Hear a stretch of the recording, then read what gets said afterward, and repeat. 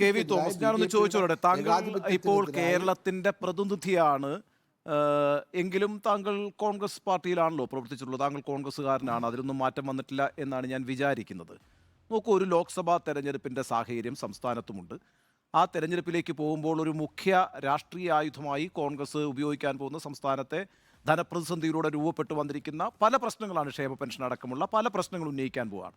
ആ ഒരു ഘട്ടത്തിൽ ഈ സംസ്ഥാന സർക്കാരിനോട് തോൾ ചേർന്ന് ഡൽഹിയിൽ വന്ന് ഇത്തരത്തിലുള്ള ഒരു പ്രതിഷേധ പരിപാടിയിൽ പങ്കെടുക്കുക എന്ന് പറയുന്നത്, കെ വി തോമസ് ഒരു കോൺഗ്രസ്സുകാരൻ എന്നുള്ളതൊക്കെ ആലോചിച്ച് നോക്കിയേ, താങ്കൾ ആ പാർട്ടിയുടെ ഭാഗമായിരുന്നെങ്കിൽ അതൊരു അഡ്വൈസബിൾ സിറ്റുവേഷൻ ആണോ?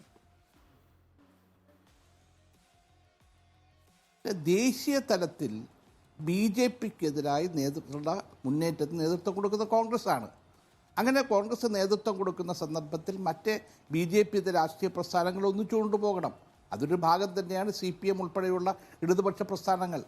അപ്പോൾ ഡൽഹിയിൽ ഇപ്പോൾ ഉദ്ദേശിക്കുമ്പോൾ 8-ാം തീയതി സമരം എന്ന് പറയുന്നത് കേന്ദ്രത്തിൻ്റെ ഏകാധിപത്യത്തിനെതിരായിട്ടാണ്, ഏകപക്ഷീയമായ സാമ്പത്തിക. താങ്കളുടെ പാർട്ടിക്ക് അത് ഗുണം ചെയ്യുമോ എന്നുള്ളതാണ് പ്രശ്നം. ചോദ്യം അതാണ്, താങ്കളുടെ പാർട്ടിക്ക് അങ്ങനെ ഒരു നിലപാട് സ്വീകരിക്കുന്നത് ഗുണകരമാകും? ആ പാർട്ടി കൂടി ഉൾക്കൊണ്ടുകൊണ്ടാണല്ലോ ദേശീയ തലത്ത് ഒന്നിച്ചു പോകാൻ തീരുമാനം. കേരളത്തിൽ വ്യത്യസ്തമാണ്. കേരളത്തിൽ കോൺഗ്രസും CPM ഇടതുപക്ഷ പ്രസ്ഥാനങ്ങളും UDF ഒക്കെ വ്യത്യസ്തമായി നിൽക്കുന്ന രാഷ്ട്രീയ സാഹചര്യം. അതുകൊണ്ടാണ് ചോദിക്കുന്നത്, അത് കേരളത്തിൽ ഗുണകരമാണോ?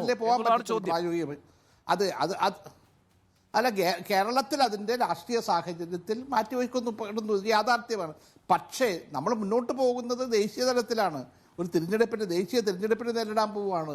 അവിടെ നേരിടുമ്പോൾ ഇടതുപക്ഷ പ്രസ്ഥാനങ്ങളും BJP രാഷ്ട്രീയ പ്രസ്ഥാനങ്ങളും കോൺഗ്രസ്സാണ് നേതൃത്വം കൊടുക്കേണ്ടത് എന്ന കാര്യത്തിൽ തർക്കമൊന്നുമില്ലല്ലോ. കോൺഗ്രസ് നേതൃത്വം കൊടുക്കണം. ഇത്തരമൊരു സമരമാണ് ഡൽഹിയിൽ നടക്കാൻ പോകുന്നത്. You are watching Reporter Evening Show.